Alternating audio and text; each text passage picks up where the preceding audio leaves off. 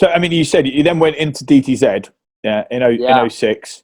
Now, what were the transferables you took from, you being a player? I mean, I know you'd worked in DTZ all the way through, but loosely, you've been a player professionally, then you've gone on and taken this England side and nurturing talent. What were the transferables you took to DTZ? Well, again, that mental part of the journey for me, because my skill sets were in shopping centre investment. And, I'd been out of the shopping centre and the investment world for 3 or 4 years, right? So I was going back to do that because I thought, you can pick that up. It's still the same network, same people. I've just got to learn the marketplace again. Well, I walked through the door and as soon as I walked through the door, I got ushered into an office to sign an NDA. And then I got told, right, you're actually coming in to do shopping centre investment, Mike, but not really. We need you to build teams and we need you to run teams, and we're going to be buying Donaldson's, which was a huge another big surveying company, and you're going to be a big part of the merger and the integration of the people. And when you're like, I'm not sure I signed up for that. Yeah.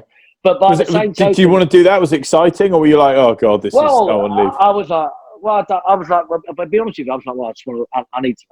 I've given up rugby. I'm going to earn money, right? So I'll do anything. And shopping centre investment is more lucrative than integration and merging. But when I sat back and they were very clear. They was like, you've got people skills, you can build relationships, you've got good flexibility and communication, you understand how to build teams, what's important in terms of the teams. And we need that in this integration where we're bringing differing cultures and we need to find common ground and a common way forward. And we've got to align people and we've got to motivate people. And we've got to have consistency in word and in action. So, a lot of that from rugby is transferable into business. But again, in business where there's a lot of shades of grey, to be a strong man manager, you've got to be consistent in word and in action. And I think that is something that I've lived by and will continue to live by, which sometimes means could hurt you personally. It can compromise positions. But if you're true to doing the best things in the team, leadership can be hard, right? It can be unforgiving. It can be tiring, but it's hugely rewarding when you get that alignment. So how do you deliver that consistency? You mentioned it loads of times already. Like how do you make sure that is consistency is consistent? Because I will try, and because when you've got super high performers, right, whether that's in sport or whether that's in business, genuinely they're very, very selfish. So they tend to get it in their minds that they are being consistent, and they're not. But they're not. Their agenda is about them, and you want your high performers to be like that, but they need to be held to task on what is acceptable and what is not in terms of behaviours and values, and get them to understand and nurture and see the bigger team picture. That is hugely time consuming and energy sapping for a manager.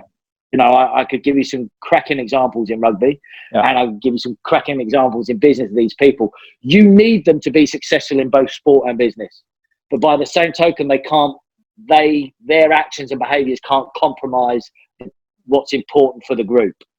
Okay. And sometimes I've seen it in sport and I've seen it in business where they are allowed to rule the roost and run the roost because we're either worried that we're not going to win or we're worried we're going to lose £2 million worth of income.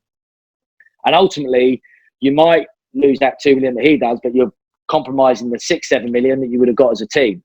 So, it's a delicate balance to give those individuals the freedom to be them, which is important, but ensure that they stay within the boundaries of the pitch, for want of a word, or the values and the behaviours that are acceptable for the group. And getting the high performers to understand that is one thing, but also getting the rest of the team to understand that this guy needs the freedom. He's not getting away with blue murder. He's got some freedom, but judge him on what he needs to be judged on. If he compromises values, let's be very simplistic. If he's rude or obnoxious, whether that's in sport or business, then he's going to be held to task, because there's a right way and a wrong way to deal with people, and a right way and a wrong way to treat people in a team environment.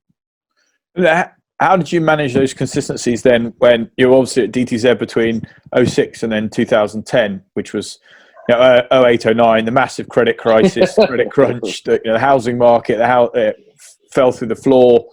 How did you maintain those consistencies? How did you manage that stress? All those sorts of things as a leader, as a manager. It was, it was hard. Like, again, because I would still probably say back then I was quite young. I was in my late 30s, and hit with dealing with.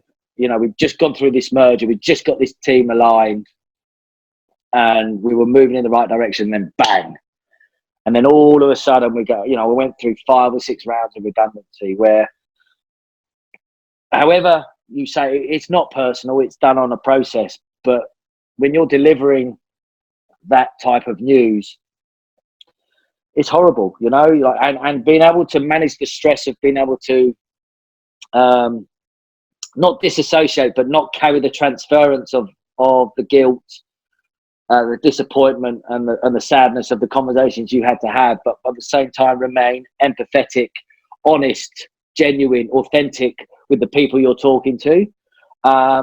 Was really, really hard. And I made a really conscious effort of not to avoid the hard conversations. Yes, I had to remain within corporate messaging, but I would always ensure that the person that was sat opposite me, it was personable, and I would honestly answer the questions, even if they didn't necessarily want to hear the answers.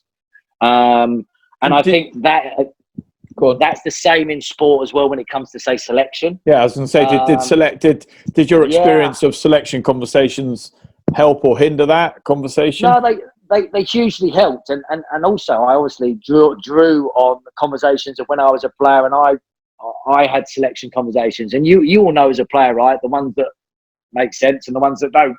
Yeah.